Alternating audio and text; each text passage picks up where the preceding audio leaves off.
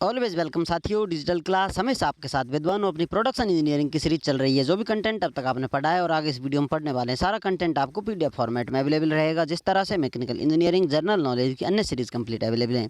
इस कंटेंट का इस्तेमाल आप SSC, RRB, state, JEE, GATE, BTech, AMI के एग्जामिनेशन के लिए कर पाएंगे।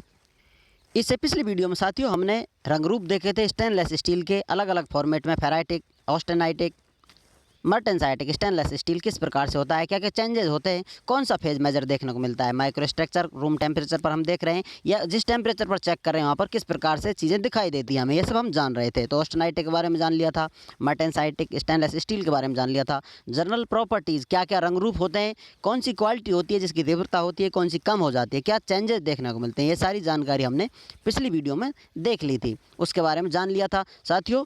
और मर्टेनसाइटिक स्टेनलेस स्टील के बारे में भी जानकारी ली थी। कंपोजिशन के लिए आपके बोल दिया था कौन सा कंपोजिशन किस प्रकार से रिलेटेड है, आप ऐड कर सकते हैं एक्स्ट्रा चाहें तो। एप्लीकेशन की बात की जाए फेराइटिक स्टेनलेस स्टील की, तो कहाँ आप इसे इस्तेमाल कर सकते हैं या कहाँ इसका इस्तेमाल होते हुए देखते हैं। Heating element for furnaces, screws and fittings, oil burner parts. Ferritic stainless steel का इस्तेमाल हम फर्नेस जो होती हैं अपनी भट्टियाँ, उनके एलिमेंट बनाने के लिए इस्तेमाल करते हैं। स्क्रू बनाने में, फिटिंग करते हैं साथियों, फिटिंग में इस्तेमाल करते हैं जो स्क्रू। ऑयल बर्नर पार्ट्स, जो बर्नर होते हैं ऑयल बर्नर्स, उनके पार्ट बनाने के लिए इनका इस्तेमाल करते हैं। सारी चीज़ें कहीं कहीं काम आ जाती हैं, लेकिन स्पेशल जो उसकी एबिलिटी होती है, प्रॉपर्टी होती है, उसके हिसाब से भी चीज़ों का इस्तेमाल किया जाता है। ऑस्टेनाइटिक स्टेनलेस स्टील की बात की जाए साथियों, एयरक्राफ्ट इंजन पार्ट बनाने में, वायुयानों के इंजनों के जो पुर्जे होते हैं, कल पुर्जे होते हैं, उनका बनाने के लिए इसका इस्तेमाल किया जाता है। हीट एक्सचेंजर बनाने में भी ऑस्टेनाइटिक स्टेनलेस स्टील का इस्तेमाल किया जाता है। Kettles, cooking utensils, milk cans, यहाँ साथियों केटल्स, कुकिंग यूटेंसिल्स जो बर्तन होते हैं खाने पीने के बनाने के लिए, जो दूध की कैन होती है उनको बनाने के लिए भी ऑस्टेनाइटिक स्टेनलेस स्टील का हम इस्तेमाल करते हैं। अब बात करते हैं साथियों मर्टेनसाइटिक स्टेनलेस स्टील के बारे में। इसका इस्तेमाल कहाँ करते हैं आपसे पूछा जाए तो आपका जवाब होना चाहिए पंप्स, वाल, parts, rules and taps, turbine, vacate, surgical instruments, ये सब बनाने में इसका इस्तेमाल करते हैं। पंप्स जो इस्तेमाल करते हैं उनमें वाल्व जो होते हैं उनके पार्ट बनाने में, वाल्व में जो पिन होती है उनका इस्तेमाल किया जा सकता है। रूल्स टैप जो हम मेजरमेंट लेते हैं, रूल्स टैप बे फुटे बटे से। जो टरबाइन वकेट्स होते हैं, सर्जिकल इंस्ट्रूमेंट जो कि आप जानते हैं सर्जरी में इस्तेमाल होने वाले इंस्ट्रूमेंट भी इनसे बनाए जाते हैं, जिनके अलग अलग नाम हो सकते हैं। आपको और डिटेल में जानना है तो मेडिकल डिपार्टमेंट में आपको संपर्क करना होगा। यहाँ पर सिर्फ इतनी ही जानकारी आपके लिए अवेलेबल रहेगी।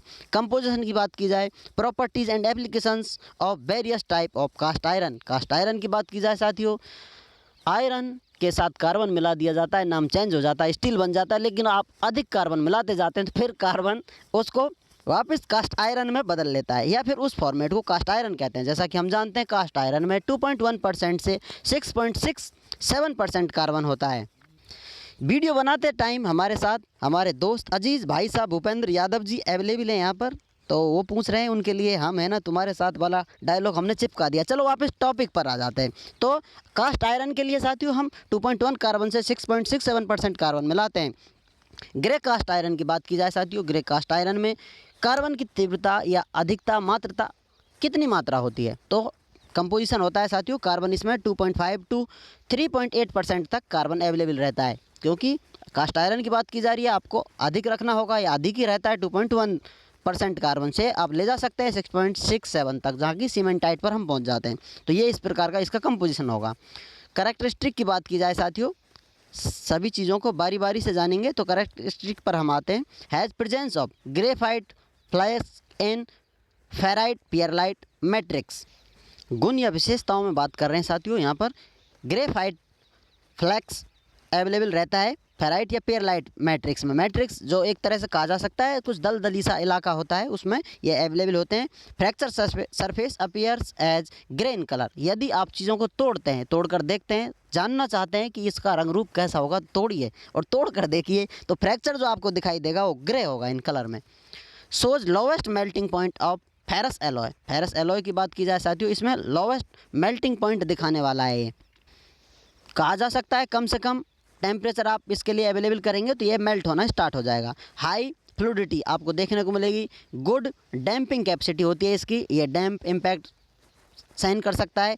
Good resistance to sliding wear, ये साथियों स्लाइडिंग हो रही है यहाँ पर तो उसकी बियरिंग कैपेसिटी अच्छी होती है, उसको रजिस्ट करना अच्छा होता है। एक तरह से इसका घिसाई या बियर आसानी से नहीं हो पाता, ये इसके खास विशेष गुण होते हैं।